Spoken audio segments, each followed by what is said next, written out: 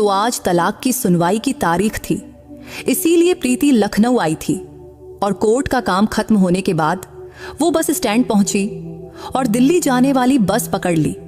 लेकिन उस बस में एक औरत की सोने की चैन चोरी हो गई। इससे बस में बड़ा हंगामा मच गया और आखिरकार बस को पुलिस स्टेशन में रुकना पड़ा, जिससे काफी देर हो गई।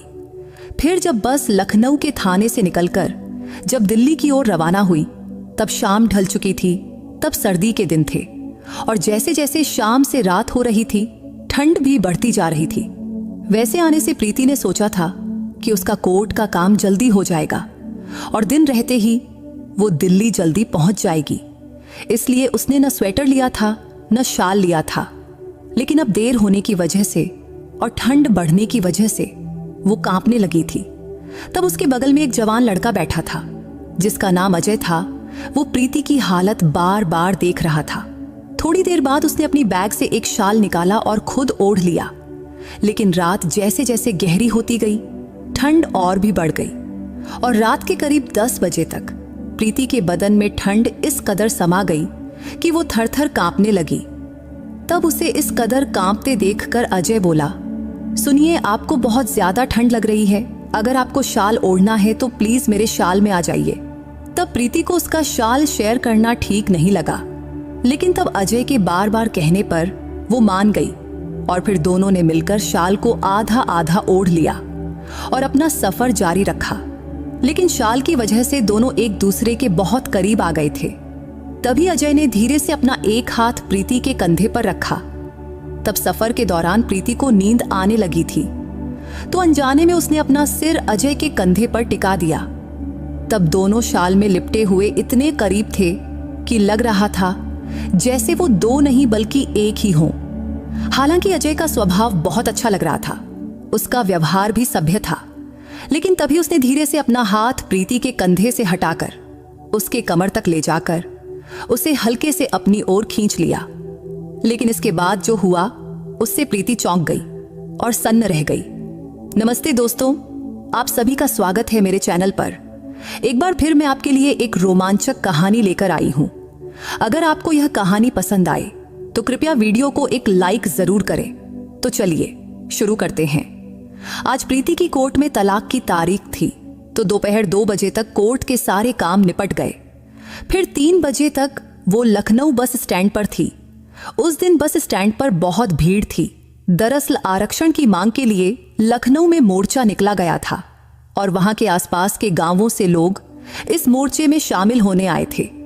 इसीलिए बस स्टैंड और पूरे शहर में खूब अफरा तफरी मची थी। लेकिन कुछ देर बाद सौभाग्य से दिल्ली जाने वाली बस भी आ गई, तो प्रीति ने किसी तरह धक्का मुक्की करके बस में चढ़ी और जगह बनाई। लेकिन बैठने की जगह मिलना तो दूर की बात थी। बस में ऐसी भीड़ थी कि जितने लोग सीटों पर बैठे थे उससे ज्यादा तो खड़े थे। वो बस औरतों और मर्दों से ठसाठस भरी थी, मानो किसी पिंजरे में ढेर सारे मुर्गियों के बच्चे ठूंस दिए गए हों। फिर भी लोग बस में चढ़े जा रहे थे। ये सब देखकर कंडक्टर ने आखिरकार बस का दरवाजा बंद कर दिया। तब प्रीति की हालत भी कुछ अलग नहीं थी, क्योंकि उसे भी बैठने की जगह नहीं मिली थी। तो वो बस के एक खंभे को पकड़कर खड़ी रही। करीब 15 मिनट बाद ड्राइवर गाड़ी को स्टार्ट किया और बस दिल्ली की ओर चल पड़ी। तब बस इतनी भरी थी कि लोग एक दूसरे से सटकर रगड़ते हुए खड़े थे। तब बस अभी लखनऊ शहर में ही थी और अभी 4-5 किलोमीटर का रास्ता तय किया होगा कि कंडक्टर ने टिकट काटने की पुकार शुरू कर दिया। तब प्रीति बस के बीचों बीच खड़ी थी। तभी कंडक्टर उसके तरफ टिकट काटते हुए आने लगा, तो उसने अपनी पर्स से पैसे निकालने के लिए पर्स की चैन खोली। तभी उसका ध्यान पास की डबल सीट पर बैठी एक बूढ़ी औरत और उसके साथ बैठे एक जवान लड़के पर पड़ी। तब कुछ सीटों पर तो 3-3 लोग ठुसकर बैठे हुए थे, लेकिन इस सीट पर सिर्फ यही 2 लोग ही थे। तो प्रीति ने सोचा, शायद ये लोग थोड़ी सी जगह देकर उसे बैठने दें। लेकिन बूढ़ी औरतें कैसी होती हैं, ये तो आप सब जानते ही हैं। फिर भी जब प्रीति ने उस सीट की तरफ बढ़ी, तो उस बूढ़ी औरत ने प्रीति की ओर गुस्से से देखा। तो प्रीति को लगा कि बूढ़ी औरत से जगह मांगने का कोई फायदा नहीं। तभी प्रीति अपने मन ही मन बोली, जाने दे प्रीति, बेकार का झमेला मोल लेना सही नहीं। तभी बस का कंडक्टर धीरे धीरे उसके पास टिकट काटते हुए आ रहा था। तभी अचानक उस बूढ़ी औरत ने प्रीति का हाथ पकड़ा और बोली, बेटी बैठेगी क्या? इतना कहकर वो बूढ़ी औरत थोड़ा सरक गई और अपने बगल में बैठे लड़के को खिड़की की ओर खिसकने को कहा। फिर उसने प्रीति को थोड़ी जगह बनाकर बैठने का इशारा किया। तब प्रीति उस बूढ़ी औरत को देखकर हैरान रह गई। तब उसे समझ नहीं आया कि उस बूढ़ी औरत के मन में ये दया का भाव कहां से जागा, क्योंकि तब उसे तो यकीन ही नहीं था कि वो बूढ़ी औरत उसे जगह देगी। लेकिन वो बूढ़ी औरत ने जो किया वो प्रीति के अब तक के तजुर्बे और सोच से परे था। अब उस बूढ़ी औरत ने जगह दे दी तो प्रीति का मन खुशी से झूम उठा। जैसे कहावत है ना कि कोई अपना मिल गया, वैसा ही कुछ हो गया था। तो प्रीति ने आभारी होकर उस बूढ़ी औरत की ओर देखा और बगल में जाकर बैठ गई। फिर प्रीति ने प्यार से कहा, थैंक यू दादी। इस पर वो बूढ़ी औरत बोली, अरे बेटी, इसमें थैंक यू की क्या बात है? वैसे बेटी तेरा नाम क्या है? तो प्रीति ने कहा, दादी मेरा नाम प्रीति है। तो वो बूढ़ी दादी बोली, बहुत प्यारा नाम है तेरा, फिक्र मत कर, मैं तो पास के गांव में उतर जाऊंगी। वैसे तू कहाँ जा रही है? तो प्रीति ने कहा, दादी मुझे दिल्ली जाना है। फिर बूढ़ी दादी ने कहा, अरे फिर तो तेरी बले बले हो गई, क्योंकि मैं तो अगले स्टॉप पर ही उतर जाऊंगी, फिर ये सीट तेरी समझ। तब उस बूढ़ी दादी के इन शब्दों ने प्रीति को और खुश कर दिया। वैसे वो बूढ़ी दादी प्रीति को बहुत ही बोलने वाली और नरम दिल की लगी। तब प्रीति के मन में बूढ़ों के बारे में जो पुराना ख्याल था वो उस बूढ़ी दादी की वजह से बदल गया, क्योंकि वो बूढ़ी दादी बहुत ही समझदार और दूसरों का ख्याल रखने वाली थी। शायद थोड़ा बहुत पढ़ी लिखी भी हो, ऐसा प्रीति को लगा। अभी उस बूढ़ी दादी और प्रीति की बातें चल ही रही थी कि तब खिड़की की ओर बैठा वो जवान लड़का बार बार उनकी ओर ही देख रहा था। तब शायद उसे भी उनकी गप्पों में मजा आ रहा था। लेकिन तब वो बूढ़ी दादी इतना बोल रही थी कि उसने बीच में कुछ कहने की हिम्मत ही नहीं हुई। हालांकि तब ऐसा लग रहा था कि वो बोलना तो चाहता है पर चुप रहा। तभी थोड़ी देर बाद कंडक्टर प्रीति के पास टिकट काटने आ गया। तो प्रीति ने अपना टिकट कटाया। फिर बूढ़ी दादी ने अपना टिकट कटवाया। तब उसने पास के ही एक गांव का नाम बताया जो प्रीति के दिमाग में तो नहीं रहा। वैसे उसे याद रखने की जरूरत भी नहीं थी। तभी कंडक्टर ने खिड़की के पास बैठे उस लड़के से पूछा, टिकट कहाँ का चाहिए? तो उस लड़के ने कहा, मुझे दिल्ली की टिकट चाहिए। ये सुनते ही प्रीति को पता चला कि वो भी दिल्ली जा रहा है। तब टिकट लेते वक्त उस लड़के ने फिर से प्रीति की ओर देखा। तो प्रीति को लगा कि जब उसने अपना टिकट लिया था तब इस लड़के ने जरूर सुना होगा कि वो भी दिल्ली जा रही है, इसीलिए वो बार बार उसकी ओर देख रहा था। वैसे देखने में वो लड़का प्रीति की ही उम्र का लग रहा था, शायद थोड़ा सा छोटा होगा, लेकिन उसके चेहरे पर हल्की दाढ़ी थी जिससे वो और रौबदार लग रहा था। लेकिन प्रीति ने मन में सोचा, मैं इसे इतना क्यों घूर रही हूं? और फिर उसने अपनी नजर फेर ली। इतने में ही पीछे से कुछ हंगामा मच गया और शांत बैठे लोग अचानक जोर जोर से बोलने लगे। तब उस बस में से एक औरत की आवाज साफ सुनाई दे रहा था। उसके बोलने से लग रहा था कि कोई गंभीर बात है। तभी कंडक्टर ने जोर से कहा, सभी शांत हो जाओ, और फिर बस की घंटी बजाकर उसे सड़क के किनारे रोक दिया। तभी प्रीति ने पीछे की सीट पर बैठी एक आंटी से पूछा, आंटी क्या हुआ, बस क्यों रुक गई? तो आंटी बोली, पीछे बैठी एक औरत चिल्ला रही है, उसके चिल्लाने से लगता है कि उसका सोने का मंगलसूत्र चोरी हो गया है। तभी उस औरत का आवाज और साफ सुनाई देने लगी। वो चीख रही थी और कह रही थी कि मेरा सोने का मंगलसूत्र चोरी हो गया, किसी ने मेरे गले से चुरा लिया। तब उसके इन शब्दों से बस में सब हक्के बक्के रह गए। कुछ लोग तो खड़े होकर पीछे देखने लगे। तभी कंडक्टर ने फिर जोर से कहा, सब अपनी अपनी जगह पर बैठ जाओ, हंगामा मत करो। फिर वो उस औरत के पास गया और शांत स्वर बोला, मैडम जरा अच्छे से देखो तो, बैग में तो नहीं रखा है? इस पर उस औरत ने घबराए हुए स्वर में कहा, नहीं साहब, सब देख लिया, मगर मंगलसूत्र मेरे गले में ही था, बस में चढ़ते वक्त भी था, लेकिन अब गायब है। पक्का किसी ने चुराया है। तभी प्रीति ने उस औरत की ओर देखा तो वो औरत दिखने में सांवली थी और साधारण घर की लग रही थी। इसलिए उसे लगा कि वो बेवजह हंगामा नहीं कर रही है, क्योंकि उसकी हालत देखकर लग रहा था कि वो बेचारी बिल्कुल लाचार है। तब आसपास की कुछ औरतें उसे दिलासा दे रही थीं, बहन चिंता मत करो, तुम्हारा मंगलसूत्र मिल जाएगा। फिर कंडक्टर बोला, सभी शांत बैठो, मैं कुछ करता हूं। तब प्रीति के बगल में बैठी वो बूढ़ी दादी भी पीछे की ओर देख रही थी, लेकिन खिड़की की तरफ बैठा वो लड़का, वो तो सो गया था। तभी हंगामे की वजह से उसकी भी नींद खुल गई, तो उसने थोड़ा घबराया हुआ चेहरा बनाकर उस बूढ़ी दादी से पूछा, दादी क्या हुआ? तो उस बूढ़ी दादी ने उसके कंधे पर थपकी देकर कहा, अरे बेटा छोड़ना ये सब, कुछ औरतों को बदन भर सोना लादना होता है, चमक दमक दिखानी होती है और फिर चोरों से सिर पकड़ना पड़ता है। यही हुआ है एक औरत के साथ। तब बूढ़ी दादी की ये बात प्रीति को खटकी, लेकिन उसने कुछ नहीं कहा। तभी उस लड़के ने प्रीति की ओर देखकर पूछा, मैडम सचमुच बताओ ना, क्या हुआ है?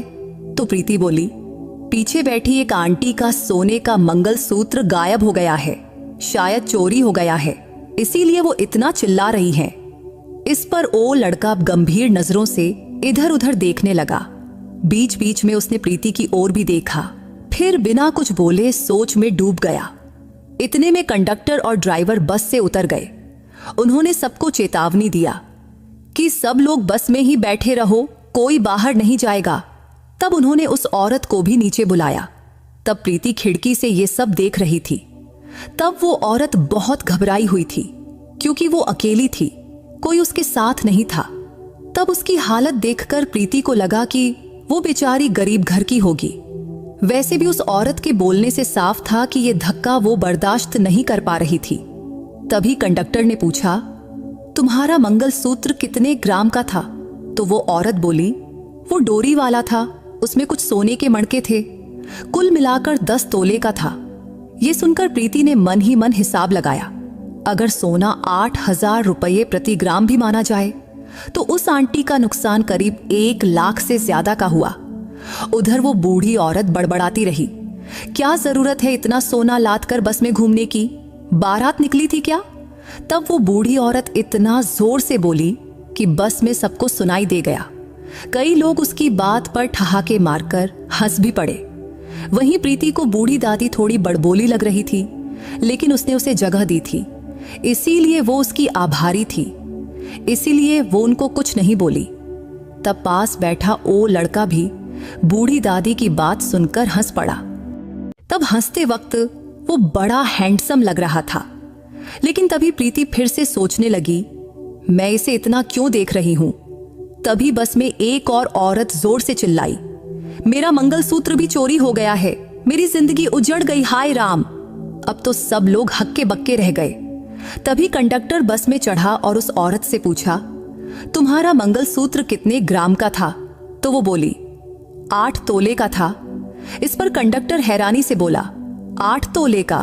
तभी बूढ़ी दादी ने धीरे से कहा, अब क्या, अब तो हाथ से निकल गया। तब ये बात सिर्फ प्रीति और वो लड़का ही सुना और दोनों गाल में गाल दबाकर हंस पड़े। तभी प्रीति ने भी अपने गले का मंगलसूत्र टटोला तो उसका मंगलसूत्र सही सलामत था। तो उसने मन ही मन भगवान का शुक्रिया अदा किया और सीधा बैठ गई। तभी कंडक्टर जोर से बोला, सब अपनी अपनी जगह पर शांत बैठो, ये बस अब सीधा पुलिस स्टेशन जाएगी, अब वहीं पंचनामा होगा। फिर वो पहली औरत जिसका मंगलसूत्र चोरी हुआ था वो भी बस में वापस आकर बैठ गई। फिर ड्राइवर अपनी सीट पर गया और बस चालू कर दिया। बस अब लखनऊ के पुलिस स्टेशन की ओर चल पड़ी। तभी प्रीति ने घड़ी देखी, तब 6:30 बज रहे थे। फिर कुछ ही देर में बस पुलिस स्टेशन के पास एक जगह रुक गई। फिर थोड़ी देर बाद एक कांस्टेबल बस में चढ़ा और बोला, सब लोग आराम से नीचे उतरो, अब यहाँ सबकी तलाशी और पूछताछ होगी। ये सुनकर प्रीति ने सिर पकड़ लिया, ये क्या नया ड्रामा है, अब यहाँ कितना वक्त लगेगा और बस कब आगे बढ़ेगी। तब इन सवालों ने उसका टेंशन और बढ़ा दिया। फिर सब यात्री एक एक करके नीचे उतरे। सभी को लाइन में खड़ा किया गया, मर्द एक तरफ, औरतें दूसरी तरफ। थोड़ी देर बाद कुछ पुलिस वाली औरत भी आई और तलाशी शुरू हुई। उन्होंने हर किसी की जेबें, बैग, सब कुछ टटोला और तब उन दोनों औरतों को अलग किनारे खड़ा किया गया था जिनका मंगलसूत्र चोरी हुआ था। तब शाम 6 बजे से रात के 9 बजे तक ये तमाशा चलता रहा। अब सबकी तलाशी और पूछताछ हो गई, लेकिन उन दोनों औरतों का मंगलसूत्र नहीं मिला। फिर धीरे धीरे लोग खुसुर पुसुर करने लगे। कुछ ने खुलकर बोलना शुरू किया, चोरी तो किसी एक ने की होगी ना, लेकिन सजा सबको मिल रही है। किसी ने कहा, साहब हमें जल्दी छोड़ दो। तब पुलिस वालों ने हालात की गंभीरता देखी और रात के 10 बजे सबको बस में वापस जाने की इजाजत दिया। तब प्रीति ने बस में चढ़ते वक्त बूढ़ी दादी को सहारा दिया। तब उसका एहसान का भाव था, क्योंकि बूढ़ी दादी ने उसे जगह दी थी तो उसकी मदद करना प्रीति का फर्ज था। बस में चढ़ते समय कंडक्टर ने हिदायत दिया, सब अपनी अपनी सीट पर ही बैठो और हंगामा मत करो। फिर प्रीति और बूढ़ी दादी अपनी सीट पर आए। तब खिड़की की तरफ वो लड़का पहले ही जाकर बैठ चुका था, तो प्रीति ने कहा, दादी आप बच में बैठिए। तभी बूढ़ी दादी ने मजाकिया अंदाज में कहा, नहीं बेटी तू ही बैठ, नहीं तो तुम दोनों मुझे बीच में ही दबा दोगे। पिछली बार भी मैं जैसे तैसे बैठी थी। लगता है तुम जवान लोग मेरा चूरमा बनाने का इरादा रखते हो क्या? तब बूढ़ी दादी की बात सुनकर प्रीति को हंसी आ गई। तब वो लड़का भी अपने मन ही मन मुस्कुराया। लेकिन अब प्रीति उस लड़के के बगल में बैठी थी और उसकी बाईं तरफ वो बूढ़ी दादी। तभी कंडक्टर ने चेक किया कि सब यात्री बस में चढ़ गए हैं या नहीं। फिर बोला, सबको तकलीफ हुई, असुविधा हुई, इसके लिए हमें भी बुरा लग रहा है, लेकिन सरकारी प्रक्रिया पूरी करनी जरूरी थी। तभी पीछे से एक यात्री चिल्लाया, ठीक है साहब, अब बस जल्दी चलाओ। तभी कंडक्टर ने घंटी बजाया और बस पुलिस स्टेशन से बाहर निकल गई। अब बस के सारे यात्री थक चुके थे, परेशान थे, लेकिन वो दोनों औरतें जिनका मंगलसूत्र चोरी हुआ था, उनका दुख तो सबसे बड़ा था। उनका इतना बड़ा आर्थिक नुकसान हुआ था, इसीलिए वो दोनों सदमे में थीं। लेकिन बस अब दिल्ली की ओर तेजी से चलने लगी थी। तब रास्ता खाली था, ट्रैफिक कम था, तो बस ने रफ्तार पकड़ ली। तभी बूढ़ी दादी ने प्रीति से कहा, बेटी जरा उधर खिसक ना। तो प्रीति फौरन दाहिनी तरफ थोड़ा सरक गई। तब वो लड़का अब भी अपने हाथ पैर समेटकर शांत बैठा था। तब बस करीब 1 घंटे तक चली, फिर एक स्टॉप पर रुकी और यहीं उस बूढ़ी दादी को भी उतरना था। तो उतरते समय बूढ़ी दादी ने प्रीति को प्यार से देखा और बोली, बेटी अब तू आराम से बैठ, फिक्र मत कर। तब बूढ़ी दादी की ममता भरे शब्दों ने प्रीति को बहुत सुकून दिया। फिर बूढ़ी दादी ने प्रीति के सिर पर प्यार से हाथ फेरा, अपनी छोटी सी पोटली उठाई और स्टॉप पर उतर गई। तब बूढ़ी दादी का वो ममता भरा स्पर्श प्रीति को बहुत सुकून दे गया, जिससे पिछले कुछ घंटों की थकान और तनाव जैसे एक पल में गायब हो गया। तब बूढ़ी दादी के साथ कुछ और यात्री भी उतरे और बस फिर दिल्ली की ओर चल पड़ी। अब बस के अंदर की लाइटें सब बंद हो चुकी थीं, तो प्रीति के बगल में बैठा लड़का अब थोड़ा खुलकर बैठा था। तभी प्रीति का कंधा हल्के से उसके कंधे से टकराया और तभी बस ने और रफ्तार पकड़ी तो हलचल थोड़ी बढ़ गई। तभी उस लड़के की जांघ का स्पर्श प्रीति की जांघ से होने लगा, लेकिन उसने इसे अनदेखा कर दिया। तब उस लड़के ने खिड़की खुली रखा था, जिससे ठंडी हवा अंदर आ रही थी, लेकिन प्रीति को वो हवा बर्दाश्त नहीं हो रही थी। तो उसने कहा, सुनिए, खिड़की बंद कर देंगे प्लीज। तो उस लड़के ने उसकी ओर देखा और बोला, हाँ जरूर, आपको अच्छा नहीं लग रहा तो बताना था ना। मैंने तो सोचा आपको हवा चाहिए, इसीलिए खुली रखी थी। रुको अभी बंद करता हूं। फिर उसने खिड़की बंद किया और माहौल थोड़ा शांत हो गया। तब सर्दी के दिन शुरू ही हुए थे और अभी तक इतनी ठंड नहीं पड़ी थी, लेकिन अब ठंड बढ़ने लगी थी। हालांकि कुछ यात्रियों ने खिड़कियां खुली रखी थीं, जिससे बस में ठंडी हवा जोरों से चल रही थी। तभी प्रीति के मन में आया, सबको बोल दे खिड़कियां बंद करो, ठंड लग रही है। लेकिन वो कोई कलेक्टर थोड़े ही थी कि सब उसकी बात मान ले, सो वो चुप रही। फिर थोड़ी देर बाद वो लड़का खड़ा हुआ और उसने ऊपर रखा अपना बैग निकाला और उसमें से एक शाल निकाला और बैग वापस ऊपर रखकर नीचे बैठ गया। फिर उसने शाल अपने चारों ओर लपेट लिया। तब प्रीति उसे देखती रही। तब उसने भी अपने मन में सोचा, काश मैं भी शाल लाई होती, लेकिन बेकार में बैग का बोझ क्यों उठाना। वैसे भी रात 9-10 बजे तक तो दिल्ली पहुंच ही जाती, लेकिन पुलिस स्टेशन में बस रुकने की वजह से वक्त बर्बाद हो गया था। लेकिन अब उसकी भरपाई सबको करनी पड़ रही थी। बस में छोटे छोटे बच्चे और बूढ़े लोग भी थे जिन्हें देर रात पहुंचने की तकलीफ होने वाली थी। अब बस में सन्नाटा छा गया था, लेकिन प्रीति के मन में विचारों का तूफान मचा हुआ था। तब रात के करीब 12 बजे होंगे, तो उसे अब बहुत ठंड लगने लगी थी। तभी बस नदी किनारे रुकी और कंडक्टर ने जोर से कहा, अगले 20 मिनट यहीं रुकेंगे, जिसे चाय पानी करना है वो फटाफट निपटा ले। तब प्रीति के लिए ये मौका था गरम चाय पीकर ठंड भगाने के लिए, तो वो फौरन बस से उतर गई। तब कई यात्री नीचे उतरे तो कुछ बस में ही रहे। फिर प्रीति नदी किनारे एक बेंच पर बैठी और चाय मंगवाई। फिर गरम चाय पीते हुए उसके शरीर में थोड़ी गर्मी आई। तब पास ही थोड़ी दूर पर वो लड़का भी खड़ा था। तभी प्रीति ने उसे देखकर पूछा, सुनिए, आपने चाय नहीं ली? इस पर वो हंसकर बोला, हाँ ले रहा हूं, मंगवाया हूं, अभी लाएंगे। फिर थोड़ी देर बाद वेटर ने उसकी चाय भी लाकर दिया। तब प्रीति के बगल में थोड़ी जगह खाली थी, तो उसने नम्रता से कहा, अगर आप चाहें तो यहां बैठ सकते हैं। इस पर उस लड़के ने हल्के से मुस्कुराकर प्रीति को थैंक यू कहा और उसके बगल में बैठ गया। फिर दोनों ने मिलकर चाय खत्म किया। चाय पीते वक्त उस लड़के ने पूछा, आप भी दिल्ली जा रही हैं ना? तो प्रीति बोली, हाँ दिल्ली ही जा रही हूं। तभी बस मिनट का ब्रेक खत्म हुआ तो सारे यात्री बस में वापस चढ़ने लगे। तो प्रीति भी बस में चढ़ गई और खिड़की की साइड जाकर बैठ गई। तभी उस लड़के ने भी उसके पीछे पीछे बस में चढ़ा। बस में चढ़ने के बाद उसने प्रीति से पूछा, सुनिए, जरा खिसकेंगी? इस पर प्रीति खिसकते हुए बोली, अच्छा आप खिड़की की तरफ बैठना चाहते हैं? इस पर वो बोला, नहीं नहीं, आप ही बैठिए। तो प्रीति खिड़की की तरफ थोड़ा और सरक गई और वो लड़का उसके बगल में बैठ गया। फिर उसने अपना शाल उठाया और ओढ़ लिया। शाल ओढ़ते वक्त उसने प्रीति की ओर देखा। तभी प्रीति की नजर भी उससे मिली। तब पहली बार दोनों की आंखें इस तरह टकराई थी। थोड़ी देर बाद वो लड़का ने शाल को आधा ओढ़ा और प्रीति से बोला, अगर आपको भी शाल ओढ़ना है तो शाल के अंदर आ जाइए। इस पर प्रीति हंसकर बोली, अरे नहीं नहीं, मुझे इतनी ठंड नहीं लग रही, चाय पी ली है, अब ठीक हूं, लेकिन पूछने के लिए शुक्रिया।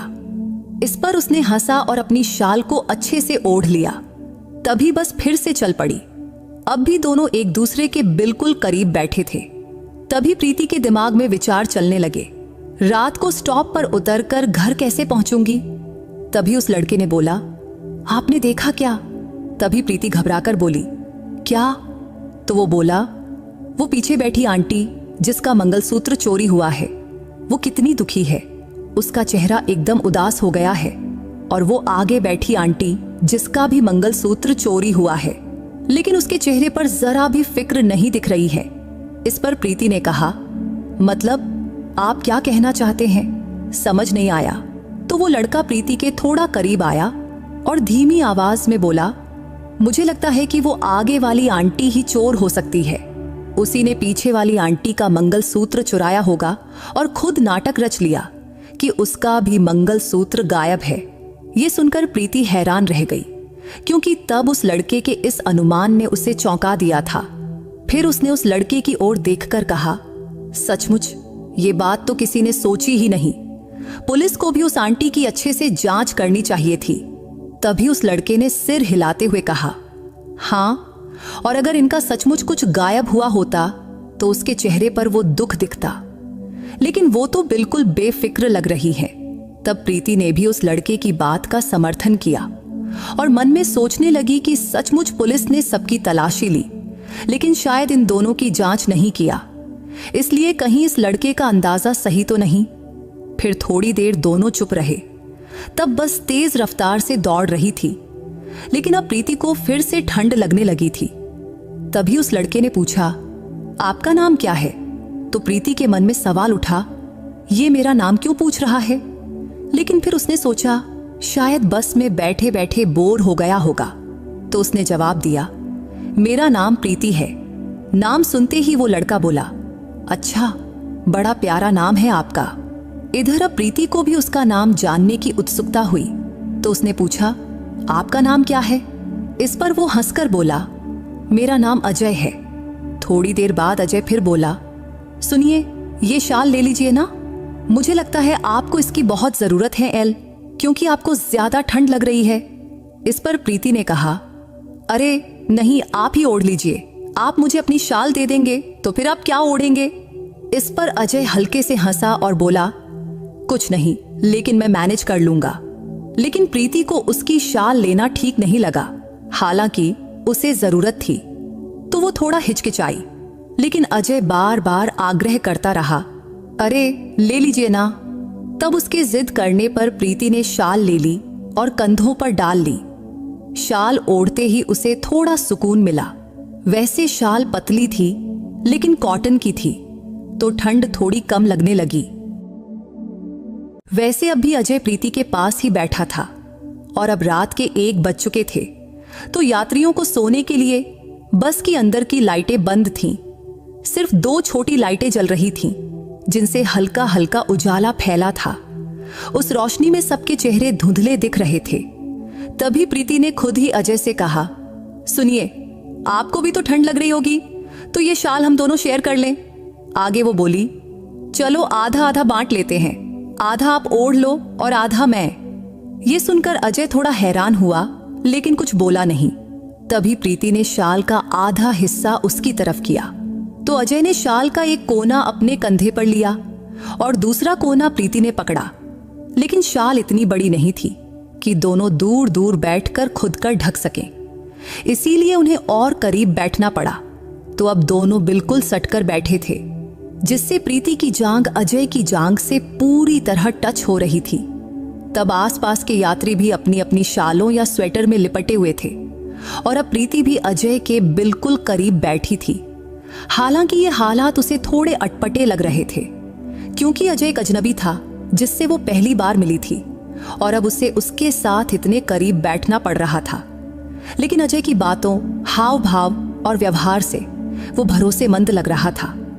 तब बस चलती रही।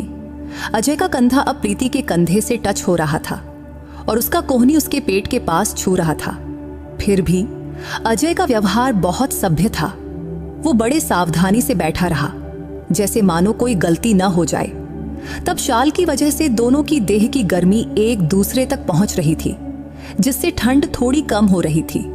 तब दोनों काफी देर से बिना हिले डुले एक ही जगह बैठे रहे, जिससे उनके हाथ पैर अकड़ गए थे। तब अजय प्रीति की बाईं तरफ था और प्रीति उसकी दाईं तरफ। वैसे इंसान की आदत होती है इधर उधर हाथ पैर हिलाने की, थोड़ा हटने खटने की। आखिर इंसान भी तो पहले बंदर ही था ना। इसलिए प्रीति ने अपना बायां हाथ हिलाया और अकड़े हुए हाथ को थोड़ा ढीला करने की कोशिश की। फिर वो हंसकर अजय से बोली, हाय, ये हाथ तो भारी हो गया है। तभी अजय ने भी अपना दायां हाथ हिलाया, थोड़ा पीछे खींचा और धीरे से बोला, अब अच्छा लग रहा है ना? इसलर प्रीति ने सिर हिलाया और खिड़की की तरफ देखने लगी। तभी अजय ने अपना दायां हाथ अपने छाती के ऊपर से प्रीति की पीठ के पीछे रखा।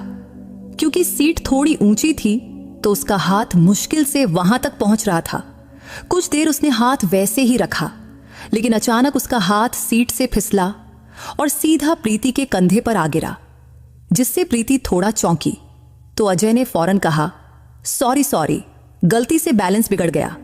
इस पर प्रीति हंसकर बोली, कोई बात नहीं, हालात ही ऐसे हैं। इस बात पर अजय भी शरारती अंदाज में हंसा, फिर बेझिझक बोला, तो ये हाथ ऐसे ही रखूं? इस पर प्रीति एक पल चुप रही, फिर धीमी आवाज में बोली, हाँ रख लीजिए, कोई दिक्कत नहीं। फिर अजय ने अपना दायां हाथ हल्के से प्रीति के कंधे पर रखा।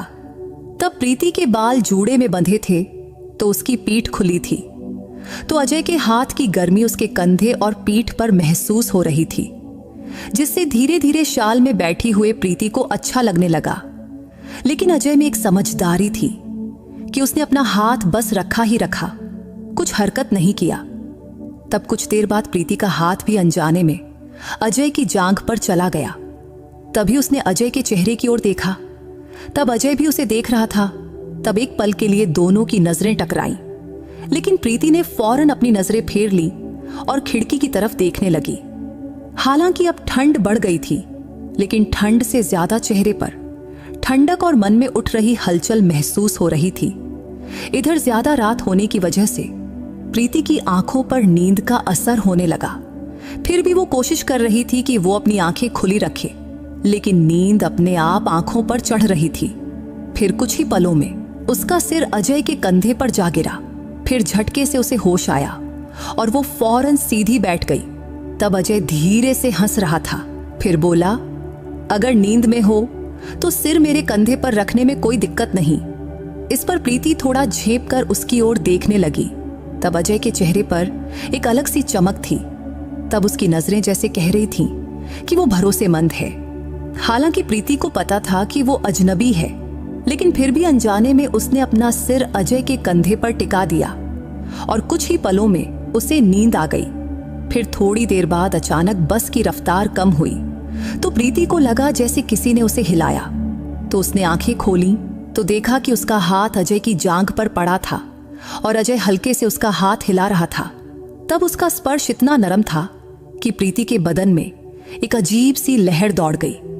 लेकिन उसने जल्दी से अपना हाथ पीछे खींचा और अजय की ओर देखी तो अजय बोला, सुनिए, अब शहर आ गया है, लोग उतरने की तैयारी कर रहे हैं। आपको कहाँ उतरना है, इसीलिए आपको उठाया। इस पर प्रीति ने अजय की ओर देखकर हंसकर बोली, अच्छा हुआ आपने उठा दिया, शुक्रिया। अजय जी, बस में अब लाइटें भी जल चुकी थीं, तो उजाले में सब कुछ साफ दिख रहा था कि दोनों एक दूसरे के करीब बैठे थे और आसपास के लोग उत्सुकता से उन्हें ही देख रहे थे। शायद उन्हें लग रहा था कि ये दोनों पति पत्नी हैं, लेकिन अब बस रुकने की तैयारी में थी। तभी एक स्टॉप पर बस रुकी और कुछ लोग उतर गए। तब प्रीति ने अपनी साड़ी ठीक किया, क्योंकि अब बस अलग अलग स्टॉप्स पर रुक रही थी और हर बार कुछ यात्री उतर रहे थे। और प्रीति का कश्मीरी गेट बस स्टॉप भी करीब आ रहा था, तो वो भी उतरने की तैयारी करने लगी। अब वो अपनी बैग निकालने के लिए ऊपर उठने की कोशिश कर रही थी, लेकिन दोनों शाल में लिपटे थे तो उठना आसान नहीं था। तो अजय को ये बात समझ आ गई, तो उसने धीरे से अपने कंधे से हाथ हटाया और शाल पूरी तरह प्रीति को दे दिया और बोला, अब उतरना है ना, तो बैग निकाल दूं? इस पर प्रीति ने हल्के से हंसकर कहा, हाँ प्लीज, मेरा बैग निकाल दीजिए। फिर अजय ने बड़े सावधानी से उसका बैग निकाला। फिर उसने धीमे स्वर में कहा, प्रीति जी, ये रहा आपका बैग। फिर उसने बैग प्रीति के पैरों के पास रख दिया। तब अजय का शांत और नम्र स्वभाव और उसकी आवाज की मिठास प्रीति के मन को गुदगुदा रही थी। तब उसके मुंह से अपना नाम सुनकर उसे एक पल को अजीब लगा, लेकिन साथ ही बहुत अच्छा भी। तभी प्रीति ने शाल को अच्छे से मोड़ा और अजय को लौटाते हुए बोली, थैंक यू। तब वो गाल में गाल दबाकर हंस रही थी, तो अजय भी हल्के से मुस्कुराकर बोला, कोई बात नहीं, चलता है। तभी बस कश्मीरी गेट पर पहुंच गई। तब रात के यानी सुबह के 3 बज गए थे। तो प्रीति बोली, सुनिए, मेरा स्टॉप आ गया, तो मुझे अब उतरना है। तो अजय बोला, अच्छा तो चलिए, मैं आपको छोड़ देता हूं। तभी बस रुकी और दोनों नीचे उतर गए। कश्मीरी गेट स्टॉप पर बस से उतरने वाले सिर्फ वही 2 थे, तो स्टॉप पर उतरकर दोनों थोड़ा किनारे खड़े हो गए। तब रात की खामोशी में सिर्फ कुत्तों के भौंकने की आवाज ही गूंज रही थी। तो दोनों ने इधर उधर देखा, रिक्शा, ऑटो ढूंढने की कोशिश किया, लेकिन इतनी रात गए रिक्शा, ओटी मिलना मुश्किल था। तब वही खड़े हुए 15 मिनट बीत गए, पर एक भी रिक्शा या ऑटो नहीं दिखी। तो प्रीति थोड़ी बेचैन होकर अजय के करीब गई और बोली, देखिए, अभी तक रिक्शा या ऑटो नहीं मिला, अब क्या होगा? तो अजय ने शांत स्वर में कहा, चिंता मत करो, थोड़ा और इंतजार करते हैं। तभी प्रीति ने पूछा, आपको कहाँ जाना है? तो वो बोला, मेरा घर यहीं पास में ही है, मैं पैदल चला जाऊंगा। इस पर प्रीति ने कहा, तो फिर आप यहाँ क्यों रुके हैं? इस पर अजय हल्के से हंसकर बोला, आपके लिए, आपको रिक्शा मिल जाए तब मैं चला जाऊंगा। तब उसके इस जवाब ने प्रीति के मन में एक सुकून भरी लहर दौड़ा दी। फिर वो बोली, आपका बहुत बहुत शुक्रिया, इस वक्त अगर आप साथ न होते तो मैं डर के मारे कांप रही होती। इस पर अजय हंसकर बोला, फिक्र मत करिए, मैं हूं ना, वैसे भी यहाँ पास में पुलिस स्टेशन है। तब रिक्शा का इंतजार करते करते सुबह के 3:30 बज गए। तब प्रीति तंग आकर बोली, अगर रिक्शा नहीं मिला तो शायद मुझे सुबह तक यहीं बैठना पड़ेगा। इस पर अजय बोला, ऐसा नहीं होगा, लेकिन अगर आपको बुरा ना लगे तो आप मेरे घर चल सकती हैं, घर यहीं पास में है। इस पर प्रीति ने एक पल उसके चेहरे की ओर देखा। तब उसकी आंखों में सच्चाई झलक रही थी, तो मन में सोचा ये गलत नहीं कह रहा। फिर उसने हल्के से सिर हिलाया और बोली, ठीक है। इस पर अजय मुस्कुराया और बोला, चलिए फिर। उस रात की खामोशी में दोनों एक दूसरे के पीछे पीछे चल पड़े। अजय अपना बैग पकड़े हुए आगे आगे चल रहा था और प्रीति उसके पीछे। तब चलते चलते अजय ने एक बार मुड़कर देखा और धीरे से पूछा, आपका बैग मैं पकड़ लूं? इस पर प्रीति हल्के से हंसकर बोली, नहीं नहीं, रहने दीजिए, आपका बैग पहले ही भरा हुआ है, वैसे मेरा बैग इतना भारी नहीं है। तब थोड़ी दूर चलने के बाद, यानी करीब 6-7 मिनट में ही अजय एक घर के सामने रुक गया। वो घर पुराने जमाने का साधारण सा रो हाउस था। फिर उसने गेट खोला और बोला, ये मेरा घर है। फिर दोनों गेट से अंदर घुसे और अंदर की दरवाजे के पास पहुंचकर अजय ने अपने बैग से चाबी निकाला। फिर अजय ने ताला खोला और प्रीति को हाथ से इशारा करते हुए कहा, अंदर आइए। फिर प्रीति धीरे से चौखट पर कदम रखकर घर में घुस गई।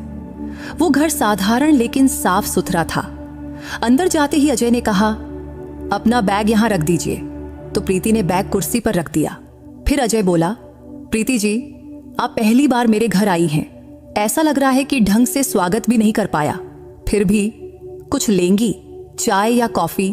तो प्रीति ने थके स्वर में उसकी ओर देखकर कहा, नहीं नहीं अजय जी, आपने इतना कहा वही बहुत है, वैसे भी हम दोनों बहुत थक गए हैं, तो थोड़ा आराम कर लें। इस पर अजय हल्के से हंसा और बोला, बिल्कुल सही कहा प्रीति जी, वैसे वो घर छोटा था, बस 2 ही कमरे थे उसमें सामने की तरफ एक बड़ा कमरा था और पीछे एक छोटा सा किचन और बाथरूम। तभी प्रीति ने बाथरूम पूछा तो अजय ने तुरंत इशारा करते हुए कहा, वो रहा दरवाजा, मैं खोल देता हूं। फिर प्रीति बाथरूम में गई, ठंडे पानी से मुंह धोया, शीशे में खुद को देखा तो बाल थोड़े बिखरे थे, तो उसने बाल ठीक किए, साड़ी का पल्लू संवारा और बाहर आई। तब कमरे में अजय सोफे पर चादर बिछा रहा था। तब उसने पलंग छोड़कर सोफे पर सोने का फैसला किया था। तो प्रीति ने कहा, अजय जी, आप पलंग पर सो जाइए, मैं सोफे पर सो लूंगी। इस पर अजय बोला, अरे प्रीति जी, आप मेरे घर में मेहमान हैं, तो मेहमानों को पलंग देना मेरा फर्ज है, और आप फिक्र मत करिए, मुझे सोफे की आदत है। तब उसके जिद करने पर प्रीति को उसकी बात माननी पड़ी और फिर वो पलंग पर लेट गई। वो गद्दा बहुत नरम था, शायद अजय का अपना पसंद था। फिर अजय भी सोफे पर लेट गया, चादर ओढ़ लिया। तब प्रीति चादर ओढ़कर सोने की कोशिश कर रही थी, लेकिन उसके दिमाग में विचारों का तूफान मचा था कि एक अनजान इंसान के घर में वो रुकी थी। लेकिन अजय सज्जन लग रहा था तो उसे डर नहीं लग रहा था। कमरे में बल्ब भी जल रहा था, जिसकी रोशनी सीधे आंखों पर पड़ रही थी, जिससे नींद नहीं आ रही थी। तो प्रीति ने धीमे स्वर में कहा, अजय जी, ये बल्ब बंद कर देते तो अच्छा होता। इस पर अजय बोला, हाँ, मैं भी बल्ब बंद करना चाहता था, लेकिन आपके लिए चालू रखा। तभी प्रीति ने कहा, नहीं, मैं तो रात में बल्ब बंद करके ही सोती हूँ। ठीक है, आपकी बात मानता हूँ, कहकर अजय ने बल्ब बंद कर दिया। अब कमरे में सन्नाटा छा गया, सिर्फ खिड़की से हल्की रोशनी अंदर झांक रही थी। अब दोनों सोने की तैयारी में थे, क्योंकि सफर की थकान बदन पर हावी थी और बस यात्रा की मुसीबतों की यादें मन में ताजा थीं। फिर कुछ ही देर में प्रीति को नींद आ गई। फिर पता ही नहीं चला कब सुबह हुई। सुबह कहीं से हल्की सी आवाज आई। तब प्रीति ने अपनी आंखें खोली और चादर मुंह से हटाई और सामने देखी। तभी अजय हंसकर बोला, गुड मॉर्निंग। तो प्रीति थोड़ा घबराकर बोली, गुड मॉर्निंग।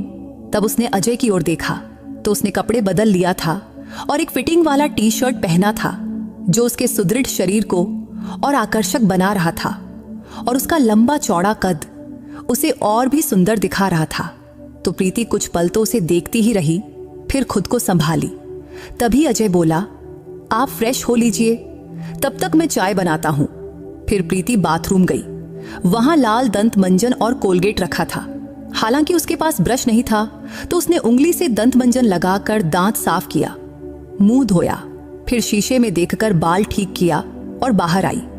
बाहर आते ही किचन से चाय और दूध की खुशबू आ रही थी, तो प्रीति जाकर सोफे पर बैठी और अपने बैग की ओर देखी, तो बैग वैसे ही था जैसा रात में छोड़ा था।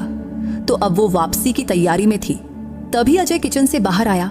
तब उसके हाथ में चाय का 2 कप था। उसने कप प्रीति के सामने रखते हुए कहा, लीजिए प्रीति जी, अदरक वाली गर्मा गर्म चाय, इससे ताजगी आ जाएगी। इस पर प्रीति बोली, अरे आपने क्यों तकलीफ किया? तो अजय ने हंसकर कहा, तकलीफ कैसी, अपने लिए बना रहा था तो आपके लिए भी 1 कप और बना लिया। तब प्रीति उसकी बात सुनकर हल्के से मुस्कुराई और चाय का कप उठा लिया। वो चाय इतनी शानदार थी कि कुछ पल के लिए रात के सफर की सारी थकान ही गायब हो गई। तब चाय पीते हुए प्रीति के मन में ख्याल आया, क्या ये यहाँ अकेले रहते हैं? ये ख्याल आते ही उसने पूछ लिया, अजय जी, क्या आप यहाँ अकेले रहते हैं? इस पर अजय हंसा और बोला, नहीं, मेरी माँ मेरे साथ रहती हैं, लेकिन वो अभी गांव गई हैं। तब उसके इस जवाब से प्रीति के मन में अब 2 ही सवाल उठे, या तो वो शादीशुदा है या कुंवारा। तब उसने अजय को थोड़ा गौर से देखी, फिर इस बारे में पूछना उसे सही नहीं लगा, तो चाय खत्म करके उसने कप साइड में रखी और खड़ी हो गई। फिर बोली, अजय जी, आपने मेरी बहुत मदद की है, इसके लिए मैं आपकी बहुत बहुत शुक्रगुजार हूं, लेकिन अब मुझे चलना चाहिए। इतना कहकर वो दरवाजे की ओर बढ़ने लगी। तभी कुछ याद आया और वो मुड़कर बोली, आपका मोबाइल नंबर मिल सकता है? इस पर अजय हंसकर बोला, हाँ जरूर। फिर प्रीति ने अपना फोन निकाला और उसका नंबर अपने फोन में सेव किया और उसे एक मिस्ड कॉल दिया। तब अजय का फोन टेबल पर रखा था। तभी रिंग बजी और वो बोला, हाँ आपका कॉल आ गया। तभी प्रीति हल्के से हंसी और बोली, शुक्रिया, फिर मिलते हैं कभी। फिर अजय ने कहा, हाँ जरूर। फिर प्रीति घर से बाहर निकली, ऑटो पकड़ी और अपने घर पहुंच गई। घर पहुंचते ही उसकी माँ ने पूछा, कहाँ थी तू? कितने फोन किए, तूने उठाया नहीं और वहां से भी कुछ बताया नहीं। इस पर प्रीति हंसकर बोली, माँ सफर में थोड़ा गड़बड़ हो गया था, लेकिन मैं बिल्कुल ठीक हूं, फिक्र मत करो। फिर वो घर में गई, फ्रेश हुई और अपने कामों में लग गई। अब अजय से मिले 5 दिन बीत चुके थे, लेकिन उसका अच्छापन और सभ्यता बार बार प्रीति के मन में घूम रहा था। तब कहीं ना कहीं उसे एक उम्मीद थी कि अजय उसे एक बार फोन तो जरूर करेगा, लेकिन उसने ऐसा कुछ नहीं किया।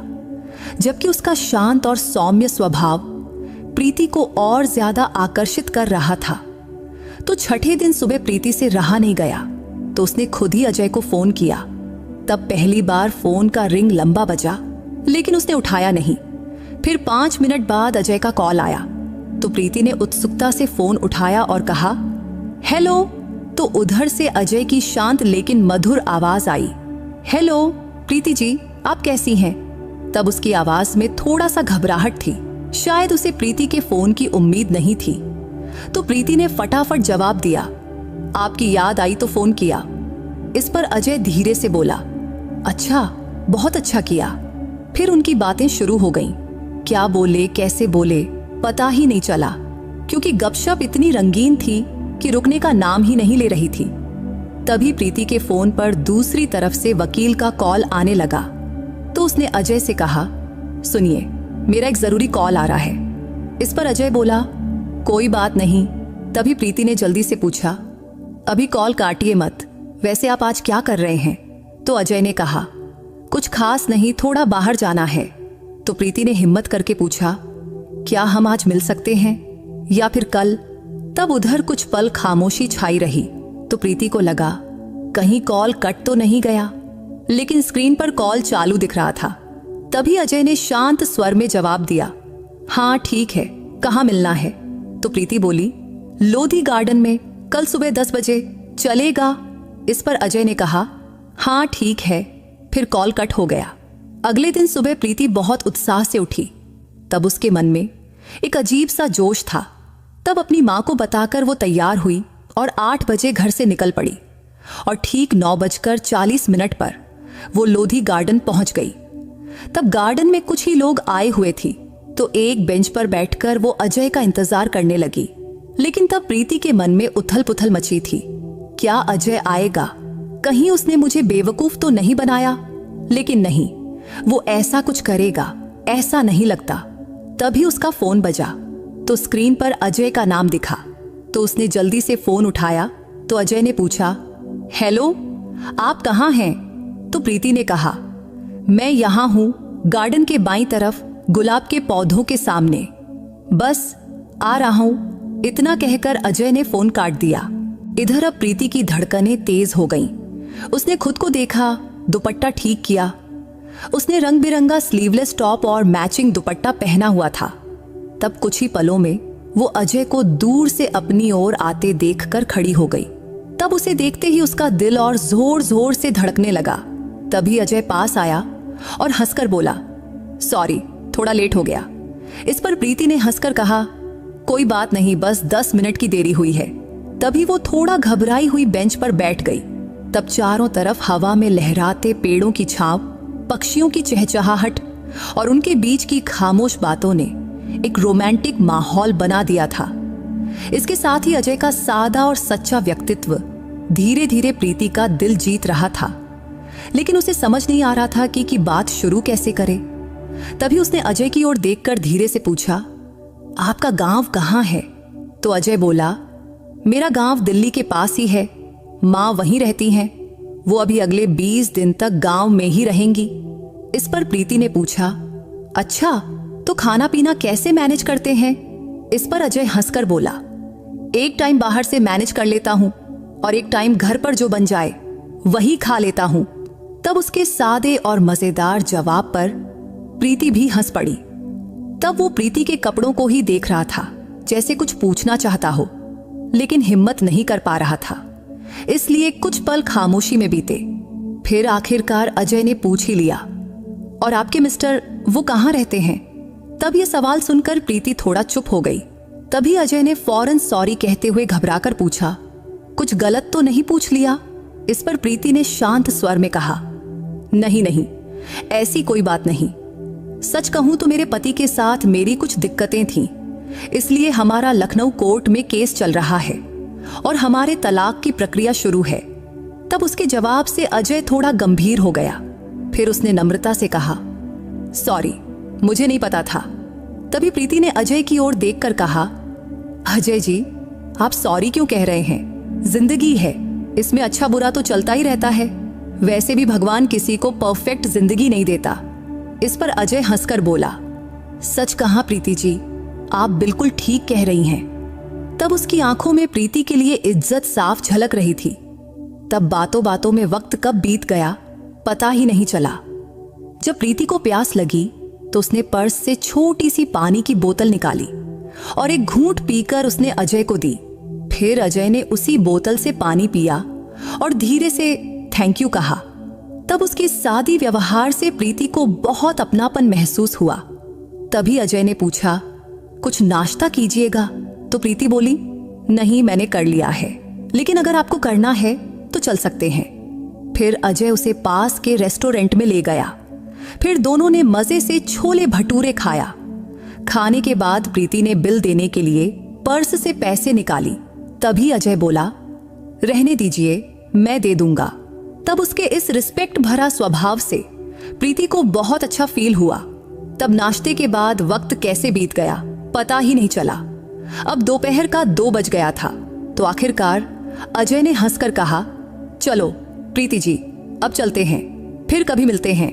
इस पर प्रीति ने भी हंसकर कहा, हाँ जरूर, लेकिन आपको एक बार मेरे घर जरूर आना चाहिए, फिर हमें ये दोस्ती निभानी चाहिए। इस पर अजय बोला, हाँ जरूर आऊंगा, आपका न्योता मंजूर है। फिर प्रीति ने शरारती लहजे में पूछा, वैसे कब आ रहे हैं? इस पर अजय ने जवाब दिया, 4-5 दिन बाद शाम को आ जाऊंगा। तभी प्रीति ने कहा, शाम को सिर्फ आना ही नहीं है, आपको मेरे घर पर खाना भी खाना पड़ेगा।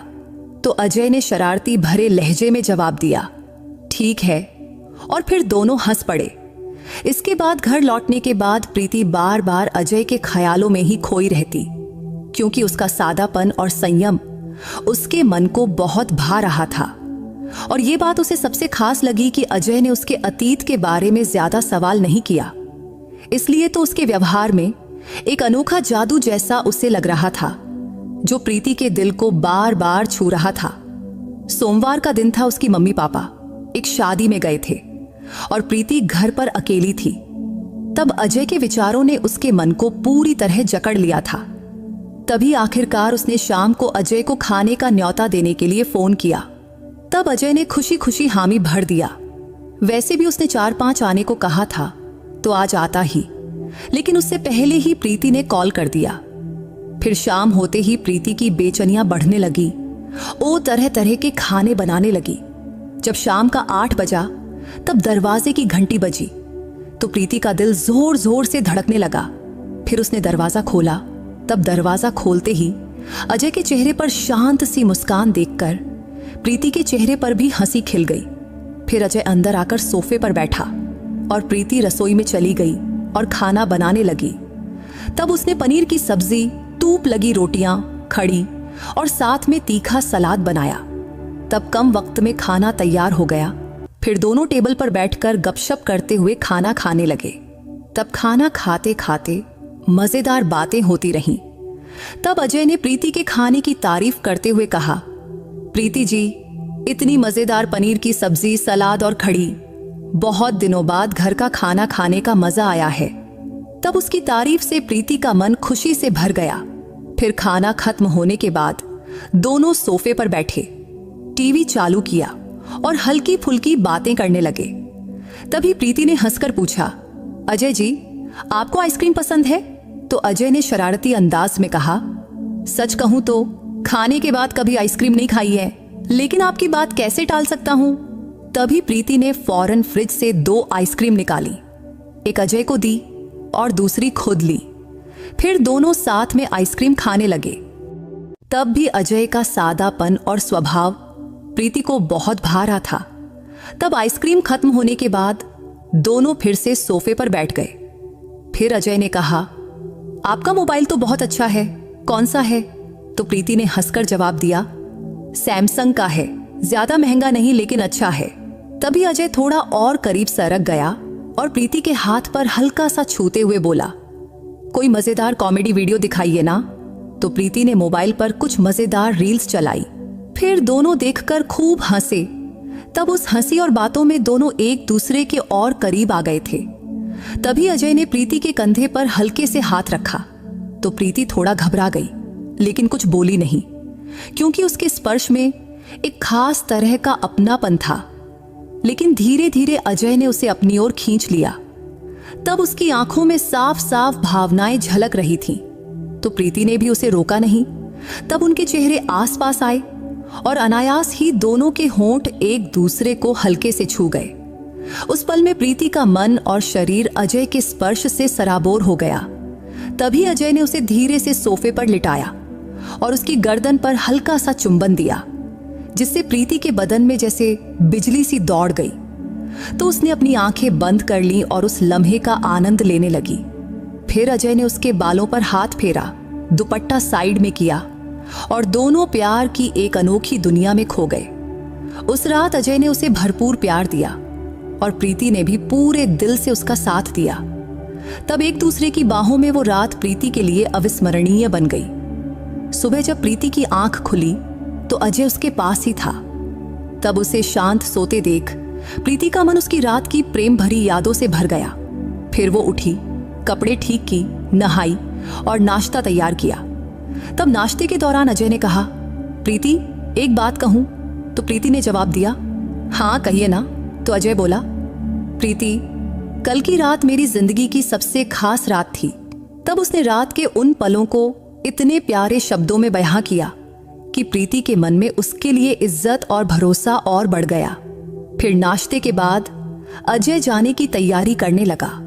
तब जाते वक्त अजय ने प्रीति का हाथ थामते हुए कहा, प्रीति जिंदगी बहुत खूबसूरत है, लेकिन तुम्हारे साथ ने इसे और भी हसीन बना दिया।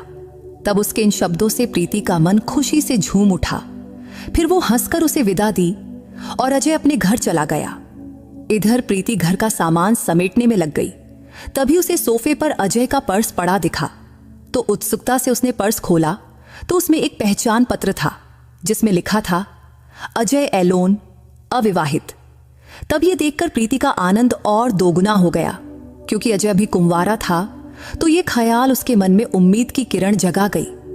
लेकिन तभी उसके मन में एक और सवाल उठा कि वो अभी पूरी तरह आजाद नहीं थी। उसका तलाक अभी पूरा नहीं हुआ था।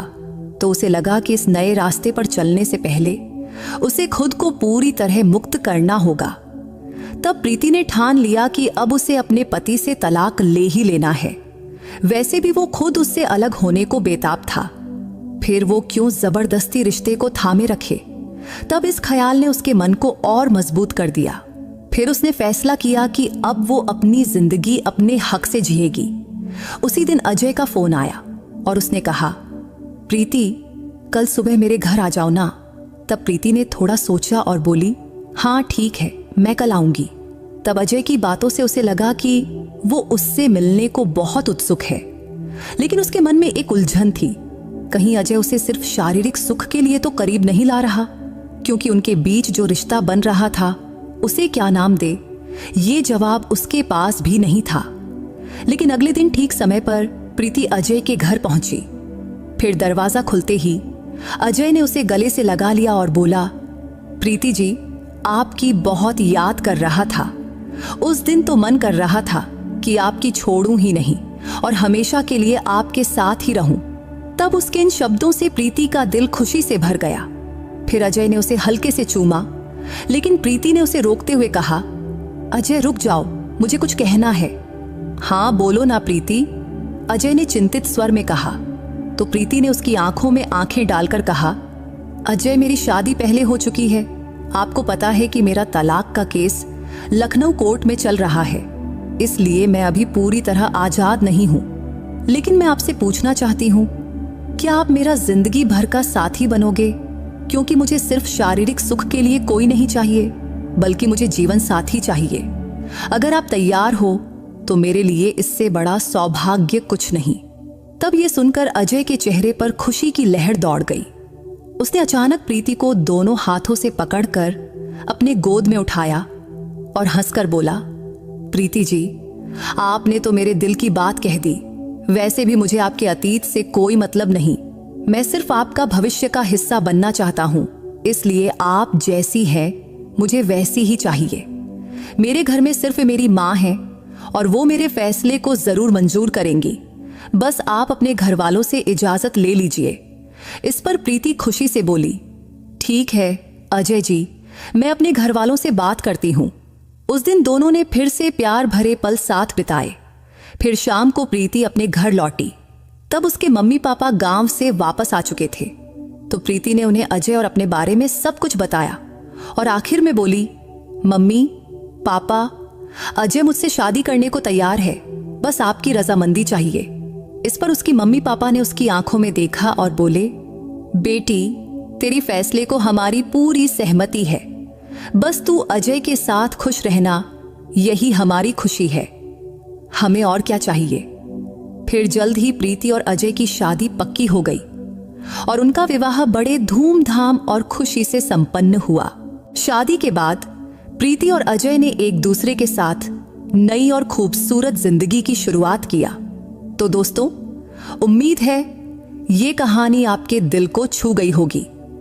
अगर आपको प्रीति की ये कहानी पसंद आई हो तो इस वीडियो को लाइक और चैनल को सब्सक्राइब करना मत भूलना। फिर किसी नई कहानी में मुलाकात होगी। बाय।